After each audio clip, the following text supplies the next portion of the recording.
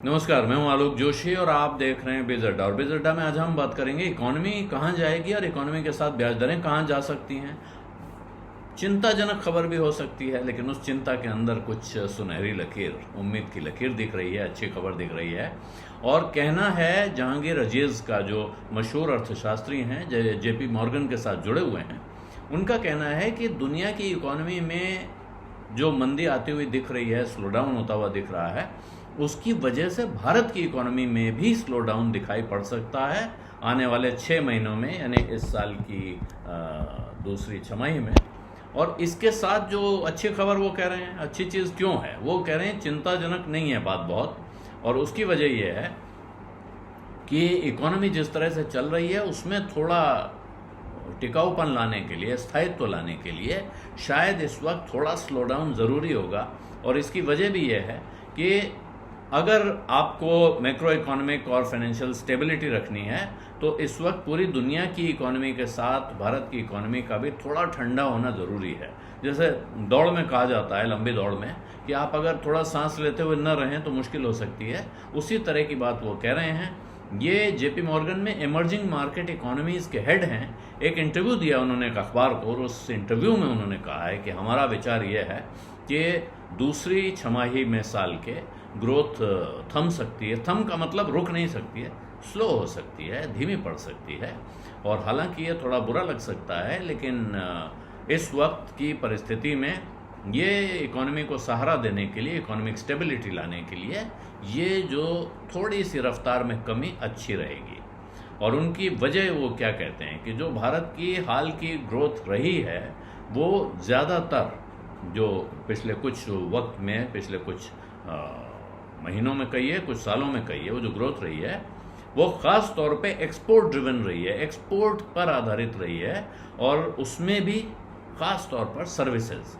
तो अगर global economy दूसरी छमाही में ठंडी पड़ती है, उसमें स्लो डाउन आता है, जहाँ तक कि अमेरिका में एक मामूली सा रिसेशन, वहाँ मंदी आने के आसार दिख रहे हैं, तो ऐसे में भारत की ग्रोथ स्लो होगी ही होगी, उसको भी स्लो होना ज़रूरी है।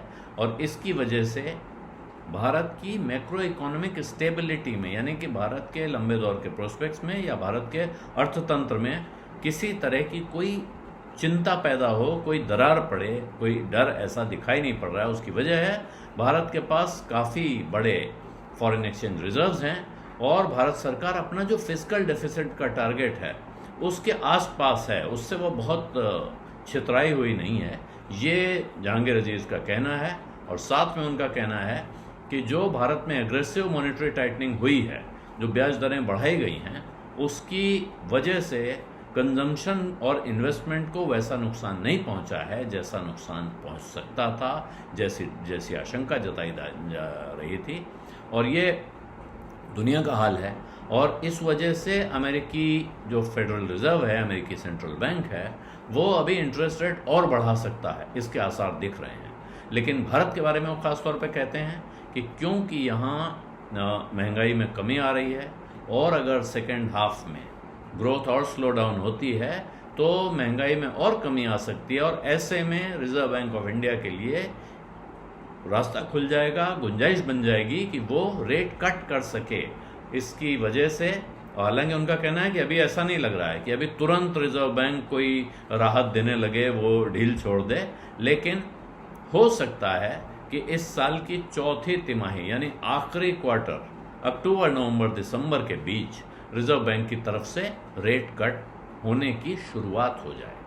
और इस वक्त जो रिस्क दिख रहे हैं उसमें एल नीनो, जो पर्यावरण का सबसे बड़ा रिस्क होता है, जिसकी वजह से मौसम बिगड़ता है, उसमें वो कह रहे हैं कि साहब कोई ऐसा ख़ास असर दिख नहीं रहा, और एल नीनो से जो थोड़ा बहुत असर मानसून पे आएगा उसको भारत शायद झेल सकता है। उसकी वजह से खाने पीने की चीज़ों में जो दाम बढ़ सकते हैं, महंगाई आ सकती है, उससे ज़्यादा चिंता होने की आवश्यकता नहीं है। वजह यह है कि पिछले साल का काफ़ी खाद्यान्न का स्टॉक बचा हुआ है, और फूड मैनेजमेंट बेहतर हुआ है, यानी स्टॉक को इधर से उधर ले जाना ये बेहतर हुआ। और इसकी वजह से भारत एक ऐसी स्थिति में है जहां वो इस तरह के झटकों से आसानी से निपट सकता है।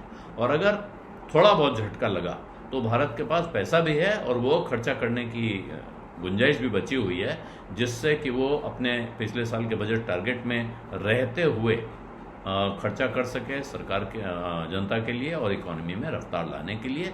इसलिए खास चिंता की बात इस वक्त नहीं दिख रही है। और अगर इकोनॉमी में थोड़ी मंदी आती है, मंदी से मतलब रिसेशन ना आ जाए लेकिन थोड़ा धीमापन आता है, तो वो लंबे दौर में यानी आने वाले वक्त में इकोनॉमी के लिए बेहतर साबित होगा। बीज अड्डा में आज इतना ही। अब इजाजत दीजिए। धन्यवाद। नमस्कार। बीज तक प्रीमियम, यहाँ आपको मिलेंगे ढेरों फायदे। तो आज ही YouTube पर ज्वाइन करें। बीज तक प्रीमियम मेंबरशिप 159 रुपए से शुरू।